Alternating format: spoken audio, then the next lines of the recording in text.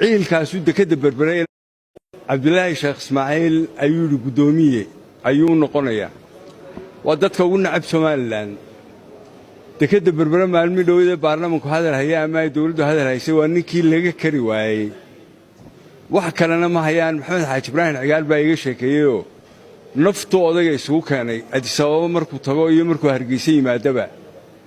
cigaalna dhacantuu ka rogi waayey ciilkaasuu dekada berbere ilaa maanta u daba jooga sawa cabdiraxmaan guulwade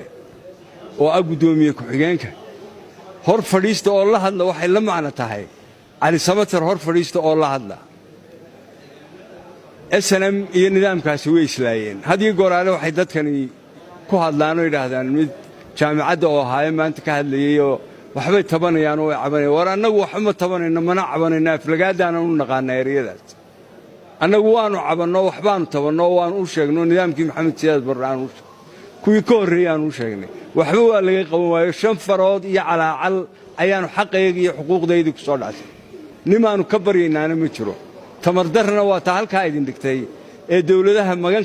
moodeen inaa kolba tirahdaan warqadan hasiinaya halkan yaanu dhoofinay halkan yaanu tagay waa cabdiraxmaan guulwade taliyayaashaasuu ka mid ahaa ciidamadii dhagarqabayaasha ahaa ee dadka Soomaaliyeed xasuuqay maanta in la yiraahdo dib u heshiisiin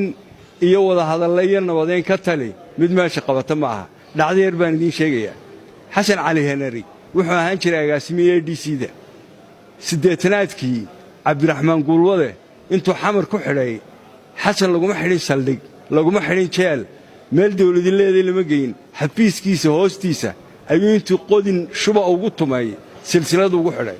waxaan xasuustaa xasan cali henari oo aabihii dhintay oo fasax looga soo qaaday inuu xasan aas ka qayb galo uu nagala qayb galay dabeedna halkii uu ku noqday kiibuu maanta la leeyahay annaga soo hor fadhiista oo wada hadla cay iyo afragaado shacbiga loo geysanayo ayaanu aragnaa xubnaha kalena waxaan dhaamin oo aan sakaara ka biirsan weeye haddaanu ummadda iyo shacbiga reer Soomaaliland nahay sharaftayda iyo milgahayaga maaha inaanu noocaa hor fadhiisannaa cabdiraxmaan baadiyaa ku jira guddida dib u heshiisiinta galmudugna uu ku jira beritana waxaa laga yaabaa inuu ku jiro kale marka waa uun geedka kac weeye uu leeyahay uun farmaajo ama doorashay wax ku tari ama beeshii caalamkaad ku odhan waxaan magacaabay guddi laakiin tii waxa la yaala wax ka naasacday ma jiro nabadeyn aad doonaysaa ma jirto walaalayn aad doonaysaa ma jirto dib u heshiisiin aad doonaysaa ma jirto tallaabooyinka aad qaadayso